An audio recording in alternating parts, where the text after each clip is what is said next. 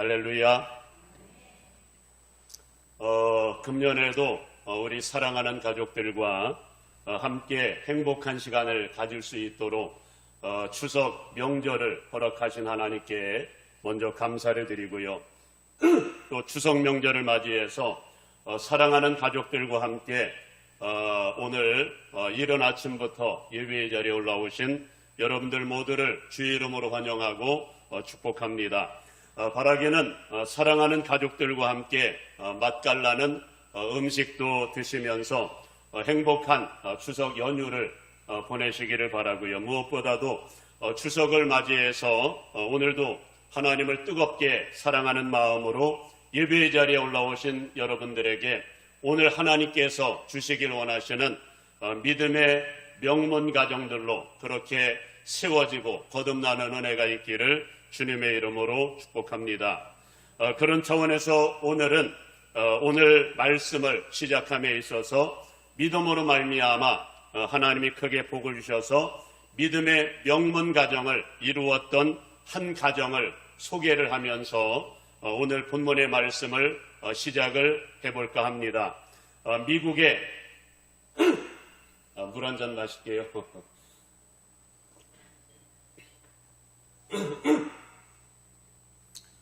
미국의 초창기 역사 속에 가장 위대한 영향을 끼쳤던 사람 중에는 조나단 에드워드라고 하는 사람이 있습니다. 이 사람은 마치 다윗처럼 하나님만을 뜨겁게 사랑했던 그런 사람이었고, 그러다 보니 하나님께서는 유유상종이라고 자기와 똑같이 하나님을 뜨겁게 사랑하는 그런 한 여인을 만나서 결혼을 하게 되었고, 그러다 보니 아주 철저한 기독교 신앙에 입각해서 오직 주님께서 통치하시고 이끌어 가시는 영적인 질서가 아주 확립된 그런 아름다운 가정을 시작하게 되었다고 합니다. 그러나 조나단 에드워드와는 정반대로 에드워드와 함께 신앙생활을 했던 친구 중에는 맥스 주크라고 하는 사람이 있었는데 어떤 연유로 그만 시험이 들어가지고 하나님을 영원히 등지게 되었는데, 결국 하나님을 떠난 이 맥스 주크는 그때부터 방탕한 삶을 살게 되었고, 또 유유상종이라고 자기와 똑같은 그런 한 여인을 만나서 결혼을 하게 되면서 자녀들 역시 그런 길을 걸어가게 되었다고 합니다. 그 결과 오랜 세월이 지난 이후에 어떤 유전학을 전공을 하는 한 대학생이 이 두 사람의 후손들의 결말이 어떻게 되었는가가 너무도 궁금해서 당시 이들의 후손들의 역사가 약 8대에 걸쳐서 진행되고 있을 무렵에 이들의 8대에 걸친 후손들의 역사를 조사를 해보았다고 합니다. 후손들이 어떻게 사는지를 조사해 보았다고 합니다. 그 결과 아주 놀라운 사실을 발견할 수 있었는데, 우선은 하나님만을 최고로 사랑하여 하나님 중심의 영적인 질서를 가진 믿음의 가정을 이루었던 조나단 에드워드의 후손들을 조사를 해보니까 총 8대에 걸쳐서 후손들이 617명의 후손들을 두게 되었는데, 그들의 직업을 중심으로 살펴보니까 대학 총장을 지냈던 사람이 무려 13명이었고, 교수가 65명, 성직자가 116명, 군대 장교가 75명, 발명가가 25명, 저술가가 80명, 변호사가 149명, 판검사가 48명, 공무원이 82명, 하원의원이 3명, 상원의원이 1명, 미국의 부통령으로 당선된 사람이 1명이었다고 합니다. 그렇다면 반대로 여호와 하나님 신앙을 아주 철저히 버리고 불신앙의 가정을 이루었던 맥스 주크라고 하는 사람의 후손들은 어떻게 되었을까요?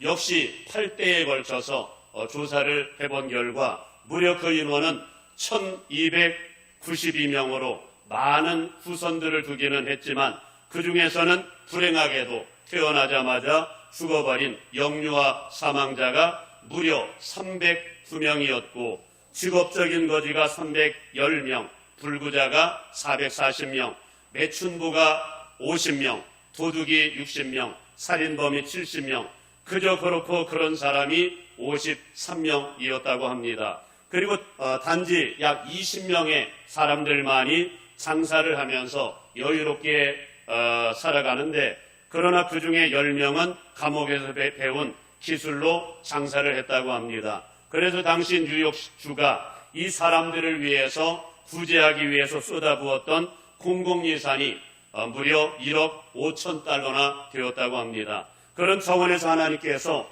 출애굽기 20장 6절에서 말씀하신 하나님의 말씀은 지금도 유효하구나, 이런 것들을 발견합니다. 하나님은 말씀하셨거든요. 하나님은 이스라엘 백성들을 구원하셔서 신의 산으로 인도하신 다음에 거기서 10계명의 말씀을 선포하시는 가운데 그런 말씀을 하셨거든요. 나 하나님 여호와는 질투하는 하나님인즉 나를 미워하는 자의 죄를 갚되 아버지로부터 아들에게로 3~4대까지 이르게 하거니와 나를 사랑하고 내 계명을 지키는 자에게는 1000대까지 은혜를 베푸느니라. 그리고 성경 속에 이와 같은 하나님의 말씀이 그대로 적용된 최고의 모델 가정들이 있었다면 어쩌면 요즘 우리가 새벽 시간에 나누고 있는 사무엘상, 사무엘하에 등장하는 사울과 다윗의 가정이 아닐까 싶습니다. 여러분들도 잘 아십니다마는 사울의 가정이 몰락한 이유가 있다면 그들의 조상이라고 할 수 있는 사울이 아주 철저하게 하나님과 하나님의 말씀을 버렸기 때문이었습니다. 하나님은 사무엘을 통해서 말씀하셨거든요. 경고 차원에서 주셨던 말씀입니다. 왕이 여호와의 말씀을 버렸으므로 여호와께서도 왕을 버려 왕이 되지 못하게 하셨나이다. 당시 사울이 정말 지각 있는 사람이라면 이 말씀을 들은 이후에 어떤 반응을 보였어야 옳겠습니까? 사실 이와 같은 선언은 다윗에게도 내려진 적이 있었거든요. 밧세바 사건 이후에 말입니다. 그때 다윗의 반응은 어땠을까요? 시편 51편에 다윗이 하나님 앞에 회개하는 장면이 기록되고 있습니다마는 그야말로 다윗은 하나님께서 다윗에게 주셨던 성령을 거두시지나 않을까 늘 노심초사하면서 심상을 적셔가면서 하나님의 성령을 내게서 거두지 마옵소서 통곡하며 심상을 적셔가며 회개했거든요. 이것이 오늘의 다윗을 만들었고 그의 가정을 만든 겁니다. 그러나 사울은 지금 사무엘을 통해서 선언하신 말씀이 어떤 의미인지를 깨닫지를 못하고 있습니다. 그 결과 결국 하나님은 사울에게 주셨던 무엇을 거두셨을까요? 성령을 거두시게 되자 그때부터는 악신이 찾아와서 악신에게 시달려서 평생을 하나님의 대적자로 살았거든요. 그리고 그 결말을 여러분들이 잘 아십니다마는 사울뿐만이 아니라 사울 왕가가 완전히 몰락을 하는데 하나님이 사울에게 주셨던 4명의 아들들이 있었지요. 하나님이 모조리 데려가셨을 뿐만 아니라 심지어 그의 맏딸 메가를 통해서 태어났던 5명의 아들들이 있었는데 그들 역시 모두 데려가셨고 그리고 사울에게는 미갈이라고 하는 딸이 있었는데 다윗의 아내이기도 하지요. 그런데 죽는 날까지 자식이 없이 죽었고 리스바라고 하는 첩을 통해서 낳았던 2명의 아들도 역시 데려가셨습니다. 오직 유일하게 남겨두신 손자 하나가 있었으니 누구였을까요? 바로 요나단의 아들 무비보셋이었습니다. 하나님은 요나단의 믿음을 보시고 그의 핏줄은 끊지 않으셨습니다. 그러나 반대로 하나님을 최고로 사랑했던 다윗의 후손들에 대해서는 하나님께서 어떻게 하셨을까요? 우선은 하나님께서는 다윗을 축복하사 양을 치는 목동의 자리에서 그를 지극히 높여주시지요. 한 나라를 다스리는 왕의 자리로 주권자의 자리로 삼으셨다고 말씀을 하고요. 그리고 더 놀라운 사실은 하나님께서는 다윗과 또 다윗이 행했던 하나님 나라를 위해 헌신했던 삶을 보시고 후손들까지도 하나님이 복을 주시는데, 그 축복은 다윗의 등불이 영원히 자손들에게 있어서 꺼지지 않는 그런 축복으로, 아무리 시대가 어둡고 반역이 일어나도 다윗의 후손들을 하나님께서 책임져 주셔서 대대로 왕위에 세워주셨을 뿐만이 아니라, 그의 후손 중에 누가 등장할까요? 예수 그리스도께서 등장하심으로 인하여 진짜 다윗의 등불이 영원히 꺼지지 않는 자손만대 복을 받는 축복의 대명사가 되었다는 말씀입니다. 그렇다면 그 비밀이 뭐라고 말씀을 할까요? 하나님께서 다윗의 가정을 크게 축복하신 취지는 다른 것 없습니다. 오직 한 가지, 그것은 오직 하나님만을 뜨겁게 사랑하여 하나님과 맺은 언약의 말씀에 온전히 순종하였기 때문이었다는 겁니다.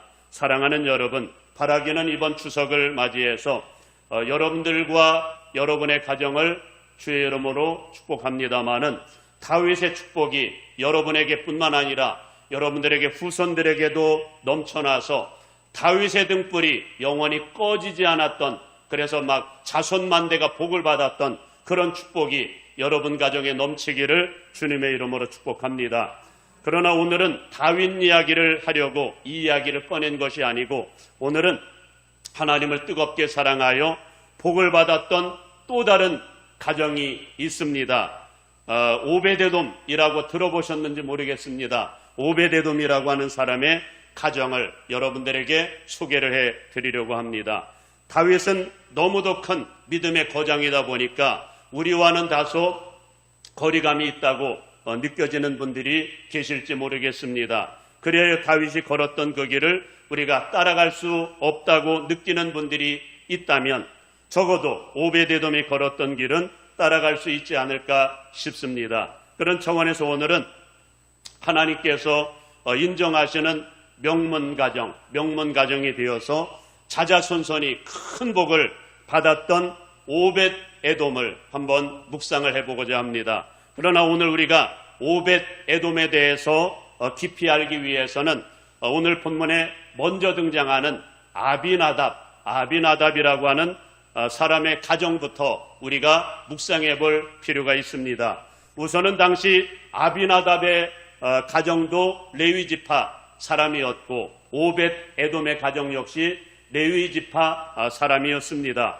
그러던 어느 날 아비나답의 가정이 하나님으로부터 큰 축복을 받을 수 있는 은총의 기회가 열리게 된 것입니다. 그것은 당시 엘리 제사장 시대 때 있었던 사건으로, 당시 이스라엘과 블레셋 사이에 뭐가 있었을까요? 전쟁이 있었습니다. 그러나 하나님의 언약궤까지 동반을 하여 치루었던 전쟁이었음에도 불구하고 하나님이 이스라엘 백성들과 함께하지 않으셨고, 결국 블레셋의 승리로 끝나게 되면서 하나님의 법궤까지 빼앗긴 채 하나님의 법궤가 자그마치 블레셋 나라에 7개월간에 걸쳐 머물던 때가 있었습니다. 그리고 놀라운 사실은 이 7개월간에 걸쳐서 많은 일들이 벌어지게 됩니다. 우선은 하나님의 법궤를 함부로 대했던 블레셋 가운데 하나님께서 독종으로 치시자 블레셋 가운데 재앙으로 인하여 많은 사람들이 죽어나가기 시작합니다. 그러자 온 블레셋 사람들이 고통 가운데, 부르짖는 가운데 방백들이 당시에 제사장들 그리고 복술자들의 조언을 따라서 무엇을 이스라엘에 보내게 됩니까? 금독종 5, 금쥐 5을 만들어서 속건 예물로 삼아가지고 하나님의 법궤와 함께 이스라엘로 돌려보내는 사건이 있었지요. 그리고 연이어 일어난 사건이 있다면, 당시 베세메스에 사는 사람들이 하나님의 법궤가 돌아오는 것을 보면서 기뻐하지만, 이 사람들 역시 하나님의 언약궤를 함부로 대하다가 그 자리에서 70명이 죽어나가는 끔찍한 사건을 만나게 되지요. 이 과정에서 등장하는 인물이 있었으니 바로 산에 사는 아비나답, 이 레위지파에 속한 아비나답이라고 하는 사람이었습니다.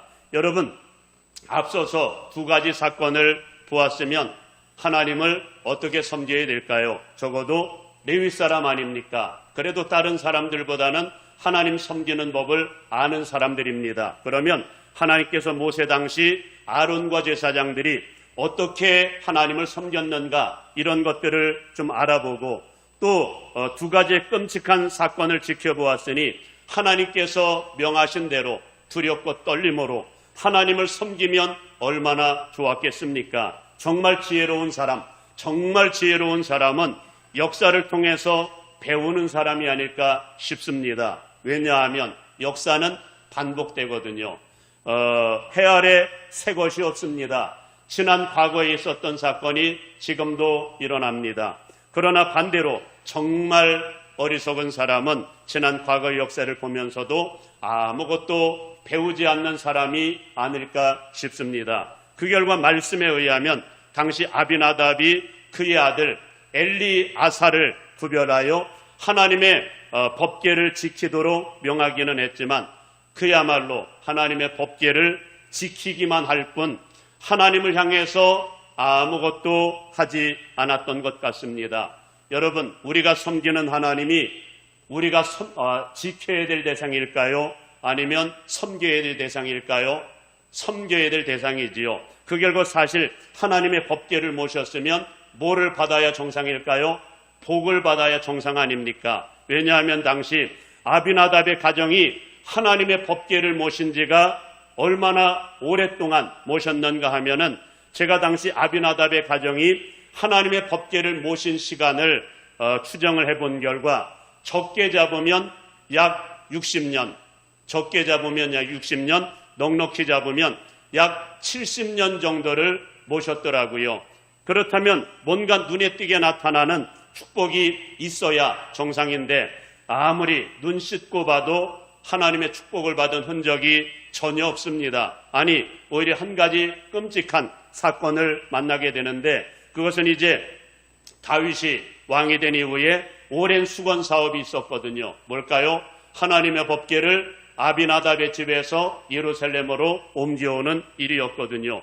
이 과정 속에서 공교롭게도 당시 하나님의 법궤를 실은 수레를 끄는 사람이 있었으니 누구였을까요? 바로 당시에 아비나답의 아들들 아요라고 하는 사람과 우사라고 하는 사람이 바로 이 수레를 끌게 되는데 아마도 60년, 70년의 세월이 지났잖아요. 그러다 보니까 아비나답도 죽고 그리고 엘리아살도 죽었던 것 같습니다. 결국 남아있는 둘째, 셋째 아들이었던 아요라고 하는 아들과 우사라고 하는 아들이 수레를 끌기 시작하는데 그만 문제가 생겨버린 겁니다. 그것은 낙원의 타작마당에서 수레를 끌던 소들이 타작 소리에 깜짝 놀라서 껑충 뛰는 바람에 그만 우사가 하나님의 법궤가 떨어질까봐 그만 손을 댔는데 하나님께서 우사를 치사 그 자리에서 죽는 사건이 벌어진 겁니다. 저는 이 사건을 바라보면서 물론 이 사건은 당시 하나님의 뜻을 모르는 백성들의 총체적인 잘못이었지만 어쩌면 당시 우사 역시 지난 60년, 70년에 걸쳐서 하나님의 법궤를 모셔오는 동안 함부로 대했던 것이 어쩌면 예고된 상황이 아니었을까 그렇게 짐작이 됩니다. 그러나 바로 이런 상황 속에서 등장하는 인물이 있었으니 누구라고요? 오늘 본문의 주인공으로 등장하는 오벳 에돔입니다. 물론 오벳 에돔에 대한 기사가 많이 기록되어 있지 않아서 구체적으로 오벳 에돔이 어떻게 하나님의 법궤를 하나님을 섬겼는가는 정확히 알 수는 없지만 한 가지 놀라운 사실은 당시 오벳 에돔의 가정이 우사가 죽는 사건을 통해서 하나님의 법궤를 모시게 된 이 상황을 하나님의 은총의 기회로 그렇게 받아들였던 것 같습니다. 그 결과 당시 오벳 에돔이 얼마나 지극정성으로 기뻐하면서 하나님을 섬겼든지 단지 하나님의 법궤를 몇 달 동안 섬겼을까요?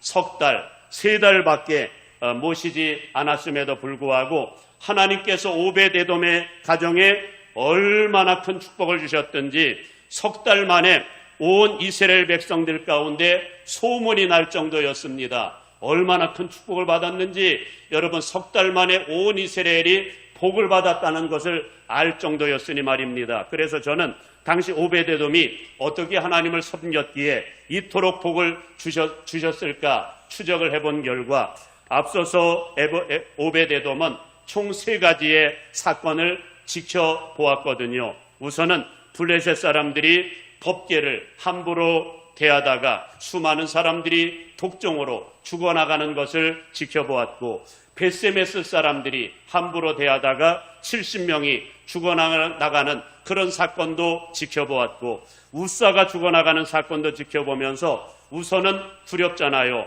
그 결과 하나님의 법궤를 어떻게 모시면 좋을까? 하나님께서 모세를 통해서 말씀하셨던 하나님의 말씀들을 하나하나 찾아보았던 것 같습니다. 그리고 당시 제사장이었던 아론을 비롯해서 제사장들이 하나님의 법궤를 어떻게 모셔왔었는가에 대해서 연구를 했던 것 같아요. 그 결과 어쩌면 아론의 자손들이 행했던 것처럼 아침 저녁으로 제단을 쌓으면서 그 앞에서 기도의 향불 제사를 꺼뜨리지 않으면서 말씀 그대로 모세 당시에 아론이 행했던 그대로 행했던 것 같습니다. 한마디로 하나님을 섬김에 있어서 수고와 헌신의 땀을 흘리면서 섬긴 겁니다.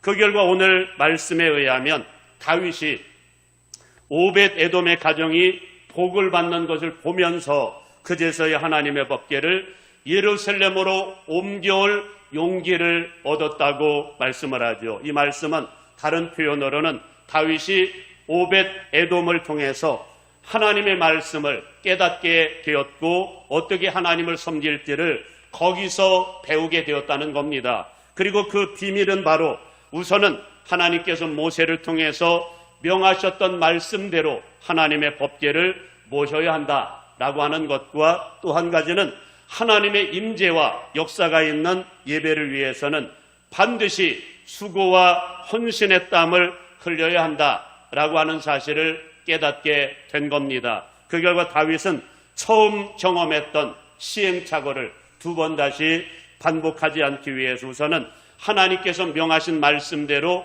언약궤를 옮겨오기 시작하는데 하나님께서 명하신 방법이 뭐였을까요? 하나님께서 명하시기를 하나님의 법궤를 옮김에 있어서는 반드시 레위 사람이 옮겨야 되는데 레위 사람이라고 다 옮길 수 있는 것이 아니고 레위 자손들 중에서도 둘째 아들이었던 고앗 자손에게만 위임했다라고 하는 사실을 발견한 겁니다. 그리고 고앗 자손 중에서 아론이 태어나고 제사장들이 등장하기에 제사장들 역시 법궤를 옮길 수 있는 자격이 주어졌구나 이 사실을 알았습니다. 그리고 2번째로 다른 모든 성물들은 전부 수레에 태워가지고 옮기도록 그렇게 명하셨지만 언약궤만큼은 어떻게 옮기라고 명하셨을까요? 수레에 담아서 끌지 말고 고앗 자손들의 어깨에 메워서 옮기도록 명하셨다는 사실을 발견한 겁니다.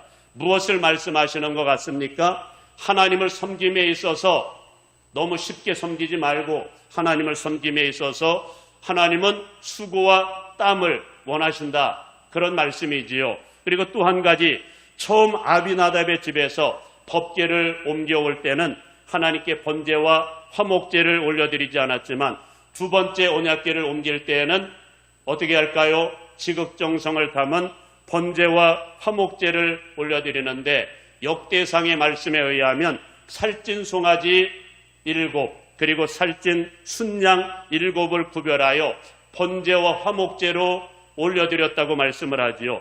그러나 거기서 끝이 아닙니다. 이제는 전 레위 사람들 중에서 찬양대원으로 부름받은 수천 명의 사람들이 오벳 에돔의 집에서부터 예루살렘으로 옮겨오는 순간까지 찬양 소리가 그치지 않는 겁니다. 그리고 다윗 역시 하나님의 법궤가 예루살렘으로 옮겨온다고 하니까 너무나도 기쁘잖아요. 그러다 보니 덩실덩실 춤을 추면서 여러분 속옷이 보일 정도로 그렇게 막 신나게 춤을 추면서 하나님을 찬양하는 다윗의 모습을 보지요. 저는 여러분들이 이런 예배를 하나님 앞에 올려드릴 수 있기를 주님의 이름으로 축복합니다.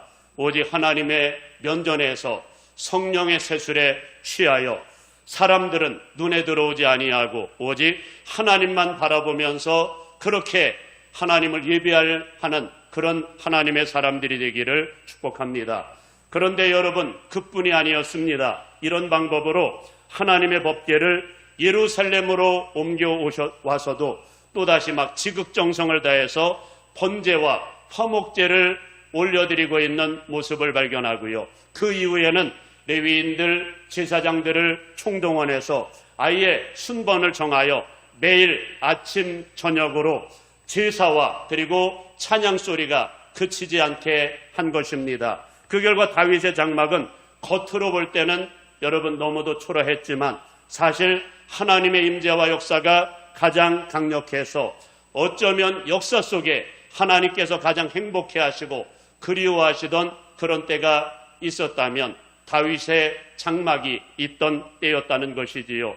그리고 놀라운 사실은 다윗이 이 놀라운 비밀을 깨닫고 놀라운 축복을 받았던 축복의 원천이 바로 하나님의 비밀을 먼저 깨달았던 오벳 에돔을 통해서 배웠다라고 하는 겁니다. 그 결과 하나님께서 오벳 에돔의 가정에 얼마나 큰 축복을 주셨는지 오늘 본문에는 그 축복이 구체적으로 언급되고 있지 않습니다만은 역대상 26장으로